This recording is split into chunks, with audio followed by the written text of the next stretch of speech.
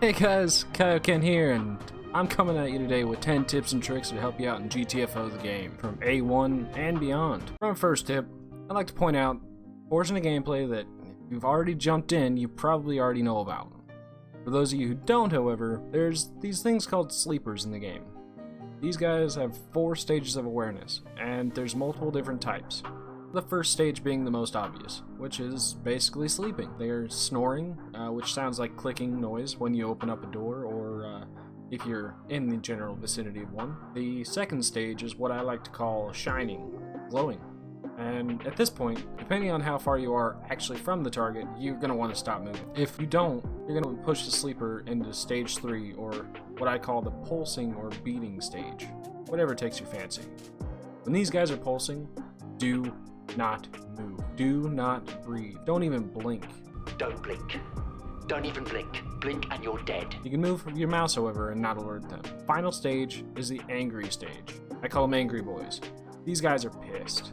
You just woke them up from the best nap of their lives, and now they're out for blood. You need to fall back, and you stay out of the line of fire, because they will get you. Things that I've noticed that set off the sleeper the most: walking into them, hitting them with the hammer in the head, walking while they're glowing, or especially when they're pulsing. Gunshots obviously set them off.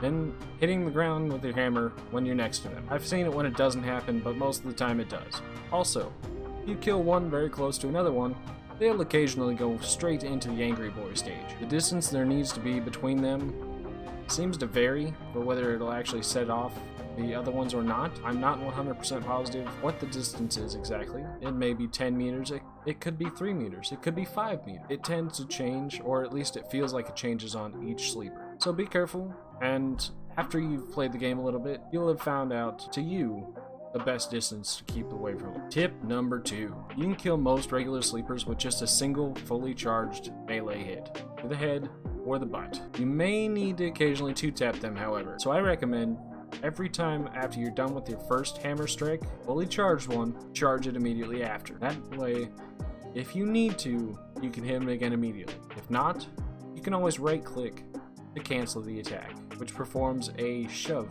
There are multiple enemies in the game, but each has its own set of skills or attacks. If you'd like me to make a video explaining each enemy we have encountered so far in GTFO, let me know in the comments. Tip number 3.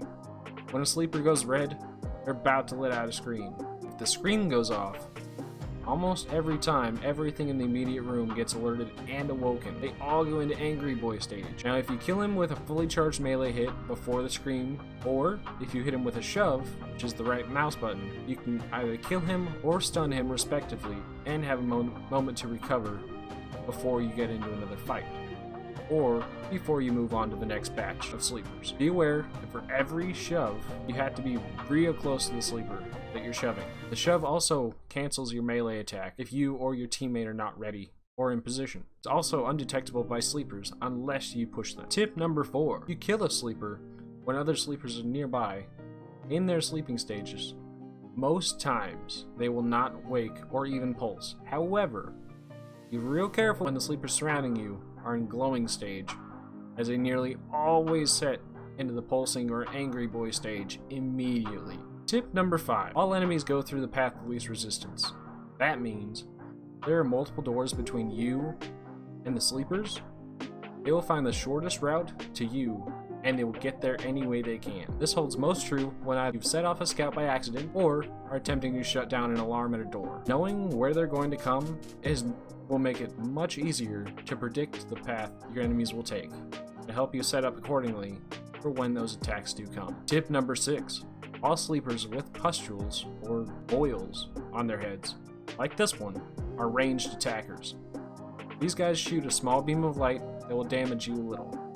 Won't do very much, but if you take a few at once and don't realize where your health is, it can really be detrimental.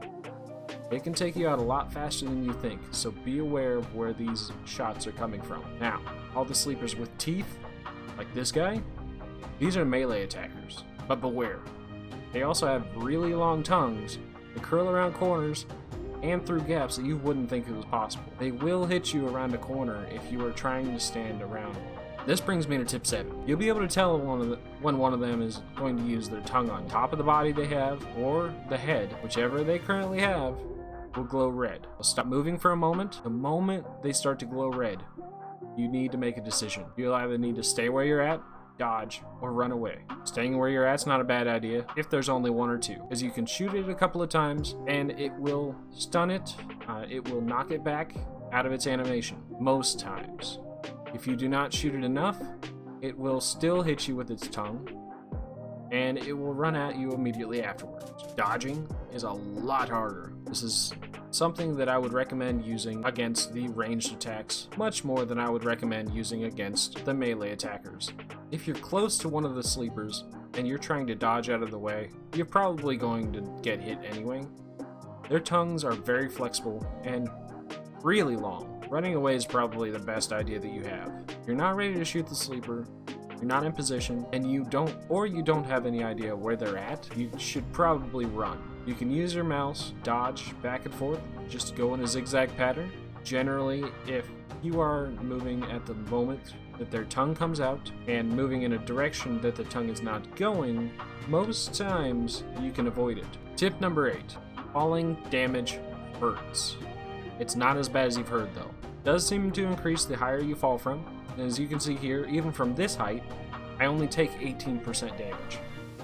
This is a lot, but as you can see, I'm pretty high up.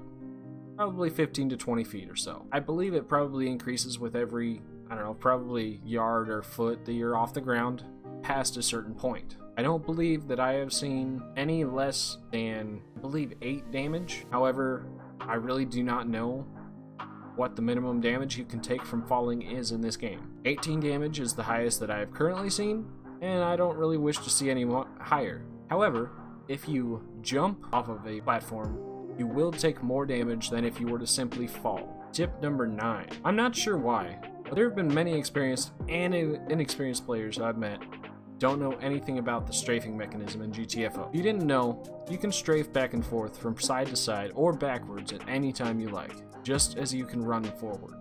You can do it by pressing shift and the direction you wish to go at the time. It simply makes you move in a short burst to the direction that you were pressing at the time. This will definitely help you to dodge out of the way of those ranged sleepers. The reason being, when one of those light pulses gets close to you, you can simply dodge to the left or to the right, and it will miss. But if you dodge too soon, you're still going to get hurt. If you dodge too late, you're going to get hurt. You need to be aware of what distance it's going to take for you to get out of the way in time. So practice a little bit, and you'll be able to dodge anything coming at you. And finally, we have tip number 10. Now, this is an important one that I didn't learn until very recently. If you CFOAM a door, the foam will not go away until the foam is destroyed or the door is destroyed. However, if you foam the floor, a wall, or a sleeper, it will degrade a lot faster. If sleepers walk through your foam, it will degrade faster than if it were to just simply be left there to do its own thing. It will hold the sleepers still, and it will freeze them in place almost like cement for a few moments. A CFOAM grenade at full charge will freeze anything for a few moments. That way you can get lined up for that perfect headshot for those scouts, or if you have a few big boys, then you can get all in position so that you can take them out together. You can also use the CFOAM to freeze one next to the one that you're trying to attack.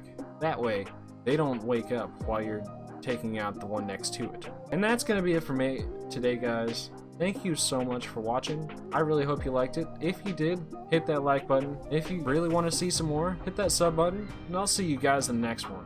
Farewell. Hey guys, sorry about that. I actually forgot to mention something. Probably the most important thing that you're going to want to do. Right here. Crouch toggle. Click that to enabled. It'll save your pinky finger from years of pain in the future. I promise you. It's worth it. Do it. I'll see you in the next one.